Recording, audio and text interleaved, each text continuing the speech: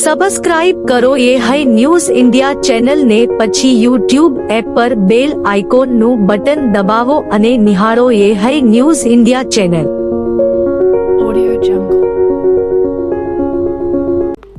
બનાસકાંઠાના બાબરની બજારમાં ગઈકાલે એક બનાવ બનેલો હતો, જેમાં દરબાર અને ઠાકોર સમાજમાં માથાકૂટ થયેલી હતી. જેમાં ઠાકોર સમાજના માણસો બાબરમાં ગાડીઓ ભરી મારવા માટે આવેલા અને સ્વ બચાવમાં દરબાર સમાજે તેમને મારેલા અને એકબીજાને ઈજાઓ થઈ હતી. જે અનુસંધાને પોલીસ આરોપીઓને પણ પકડેલા છે.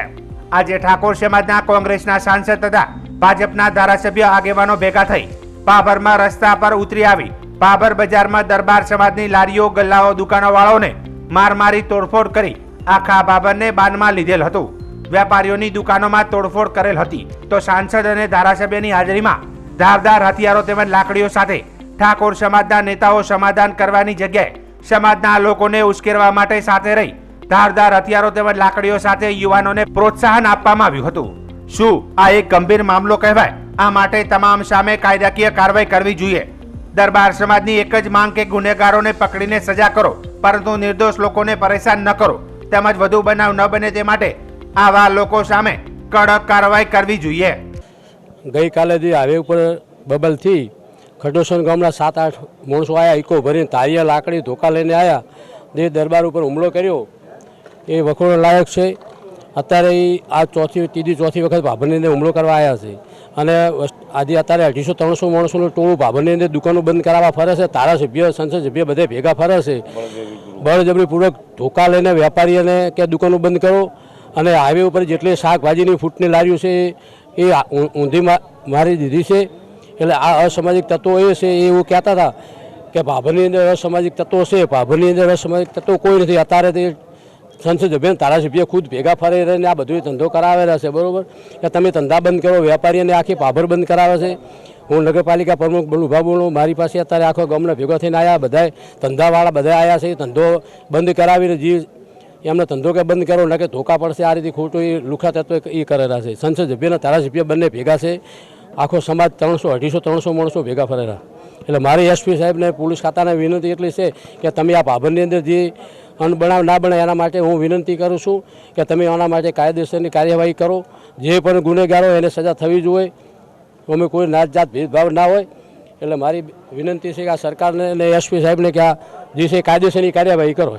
ગઈકાલની જે ઘટના બની એમાં કોઈ સપોર્ટ આપી નહીં રહ્યું, તેમ છતાંય અમુક જે પર્ટિક્યુલર જાતિ છે એ નાના ધંધાને ખૂબ હેરાન કરી રહ્યા છે અને નાના ધંધાને તોફાન કરીને લારી પણ ઊંધી પાડી છે અને ખૂબ હેરાન કરી અને દુકાનો બળજબરીથી બંધ કરાઈ છે. તો આ ના થવું જોઈએ. એટલે પોલીસ એની કડકમાં કડક કાર્યવાही करे. मेरा अरविंद नाम है भाई, मैं भैया जी हूँ, परदेसी आदमी हूँ. और मैं लारी बंद थी हमारी, लेकिन लारी लेकर मैं घर जा रहा था. लेकिन घर चलते ही उसने लारी पलट दी, डंडे लारी में मारे, लारी में हाथ में भी डंडा मार दिया, हाथ भी टूट गया हमारा. मेरा कोई कसूर हो तो मैंने कहा भैया जी, हाथ जोड़ा मैंने, पैर छुए उसके कि मैं तो भैया जी परदेसी आदमी, धंधा करने वाले गरीब मानस. उन्होंने मार दिया, लारी पलट दी, सब सामान बिखेर दिया. पैसा काउंटर में था, एक काउंटर में निकाला, काउंटर पैसा निकाला, गिनती नहीं थी, जो कुछ था धंधा थी सफेद का. कितने लोग थे? वो तो बहुत लोग थे, एक लोग नहीं थे, गिनती नहीं थी उनकी. अरविंद भाई, ઘટના બની, હું લારીમાં ઊભો હતો, 500-700નું ટોળું આવ્યું અને પૂછ્યું કે તમે દરબાર હો? હોવો કીધું તો લારી ઊંધી મારી અને હથિયારો બતાવી દીધા. એક પગમાં કંઈક દીધું, પછી જતા રહ્યા અને ગલ્લામાં પૈસા હતા 700-800 જેવા લઈ ગયા પૈસા બતાવી. રાઠોડ ખોડુપા મોટું 700-600નું ટોળું હતું. લારી ખોડિયા શોપિંગની મોરે. ઉપરાષ્ટ્રપતિ જનદીપ ધનકડે આજે જણાવ્યું હતું કે પહેલગામ આતંકવાદી હુમલાથી ઊભા થયેલા પડકારનો સામનો કરવા રાષ્ટ્રે એકજૂથ રહેવાની જરૂર છે. ઉત્તર પ્રદેશના લખનૌમાં રાજ્યપાલ આનંદીબેન પટેલની જીવનકથા ચુનૌતિયા મુજે પસંદ હેનું વિમોચન કરતા ઉપરાષ્ટ્રપતિએ ભારતના વધતા વૈશ્વિક પ્રભાવની પ્રશંસા કરી હતી. આ પુસ્તકમાં આનંદીબેન પટેલની ગુજરાતના રાજકીય કાર્યકર્તાથી માંડીને મુખ્યમંત્રી અને ત્યારબાદ ઉત્તર પ્રદેશના રાજ્યપાલ તરીકેના સંઘર્ષની કહાની છે. મુખ્યમંત્રી યોગી આદિત્યનાથે આનંદીબેન પટેલના સંઘર્ષમય જીવનની શૂન્યથી શિખર સુધીની પ્રેરણાદાયક યાત્રાનો ઉલ્લેખ કરતા જણાવ્યું કે આ પુસ્તક નવી પેઢી માટે માર્ગદર્શન સમાન છે. पहलगाम एक चुनौती प्रस्तुत करता है, but the nation is fortunate to have a towering leader Prime Minister Narendra Modi in his third term. And that is our greatest assurance. But when we have a chunauti like Pahalgam, the nation has to rise as one person. It is an occasion for us to take a resolve. National interest is beyond compromise. Nation first has to be our principle. हम भारतीय हैं, भारतीयता हमारी पहचान है, राष्ट्रवाद हमारा धर्म है और राष्ट्रीयता से हम ओतप्रोत हैं। इससे हम दूर नहीं अटक सकते और यही कारण है कि आज दुनिया भारत की ओर देख रही है। ज्योतिष पीठाधीश्वर जगतगुरु शंकराचार्य स्वामी श्री अविमुक्तेश्वरानंद सरस्वतीजी महाराजना मार्गदर्शन અને સૂચનાથી ગુજરાત ગૌ સંસદના પ્રમુખ કિશોર શાસ્ત્રી દ્વારા બનાસકાંઠાના ગૌ સાંસદ તરીકે રામભાઈ આર રાજપૂત થરાદવાળાની વરણી કરવામાં આવી છે। રામભાઈ આર રાજપૂત ઘણા વર્ષોથી ગૌ સેવાના કાર્યમાં સક્રિય છે। તેઓ ગૌ વ્રત સંકલ્પ સમિતિના ગુજરાતના અધ્યક્ષ છે। તેઓ ગૌશાળામાં સક્રિય રહી ગાયો માટે વિવિધ પ્રવૃત્તિઓ કરે છે। એક સારા વેપારી તરીકે થરાદમાં નામના ધરાવે છે। તેમની ગૌ ભક્તિ અને ગૌ રક્ષાના કાર્યોથી સૌ લોકો પરિચિત છે। આગામી સમયમાં ગાયો માટે કરીને ચાલતા આંદોલનમાં અને ગૌ સેવાના પવિત્ર કાર્યમાં રામભાઈ આર રાજપૂત પોતાનો અમૂલ્ય સમય અને યોગદાન આપી આ આંદોલનને સક્રિય બનાવશે તેવી આશા વ્યક્ત કરવામાં આવી છે। તેમના સમર્થકોમાં આ વરણીથી આનંદ થયો છે। ગુજરાતના ગૌ સાંસદ અધ્યક્ષ કિશોર શાસ્ત્રીએ આશા વ્યક્ત કરી છે કે રામભાઈ ગૌ સાંસદની આ નિયુક્તિ પૂરો ન્યાય આપશે। રાજ્ય સરકાર દ્વારા ખનીજ ચોરીને અટકાવવા માટેના તમામ પ્રયાસો હાથ ધરવામાં આવી રહ્યા છે, જે અંતર્ગત ખાણ ખનીજ કમિશનરની સૂચનાથી તથા બનાસકાંઠા જિલ્લા કલેક્ટર મિહિર પટેલના માર્ગદર્શન હેઠળ બનાસકાંઠા ભૂસ્તરશાસ્ત્રી ગુરુપ્રીતસિંહ સારસ્વા દ્વારા ગત વર્ષની વાર્ષિક આવક રૂપિયા 105.26 કરોડ મેળવી બનાસકાંઠામાં સૌથી વધુ આવકનો રેકોર્ડ તોડ્યો હતો। આ સાથે ખનીજ ચોરીના 704 કેસો કરી રૂપિયા 12.30 કરોડનો દંડ પણ વસૂલ કર્યો હતો।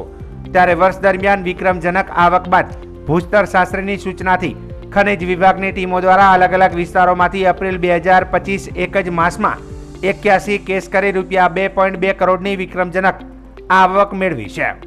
ભૂસ્તરશાસ્ત્રીની સૂચનાથી ભૂસ્તર વિભાગની ટીમો રાત દિવસ ખાનગી રાહે તપાસ હાથ ધરી ચોરી અટકાવવાના તમામ પ્રયાસો હાથ ધરવામાં આવી રહ્યા છે। 30 દિવસની અંદર 81 ખનીજ ચોરીના કેસ કરી સરકારની તિજોરીમાં રૂપિયા 2.2 કરોડનો આવક જમા કરાવી છે।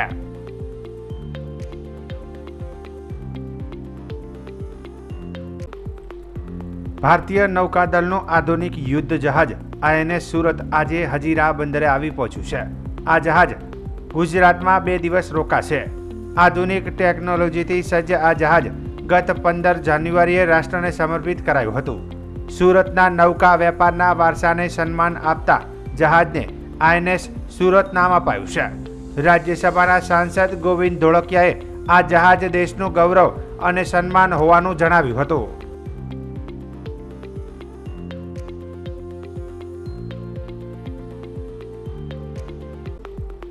થરાદ નગરપાલિકા વિસ્તારમાં આવેલી ન્યૂ શિવ શક્તિ સોસાયટીમાં આજે એક અણબનાવ સામે આવ્યો હતો।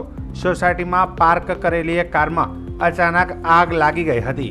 આ ઘટનાની જાણ થતાં થરાદ નગરપાલિકાના ફાયર બ્રિગેડ તરત જ કોલ કરવામાં આવ્યો હતો। ફાયર બ્રિગેડની ટીમે તાત્કાલિક ઘટના સ્થળે પહોંચીને કાર્યવાહી શરૂ કરી હતી। ફાયર ટીમના પ્રયાસોથી આગ પર ઝડપથી કાબુ મેળવી લેવામાં આવ્યો હતો। આ અકસ્માતમાં કોઈ જાનહાનિ થઈ નથી। આગ લાગવાનું કારણ જાણવા મળ્યું નથી।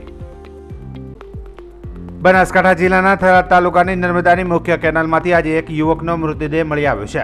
મહાજનપુરા પુલ નજીક મૃતદેહ હોવાની માહિતી મળતા થરાદ નગરપાલિકા ફાયર બ્રિગેડની ટીમ તાત્કાલિક ઘટના સ્થળે પહોંચી હતી।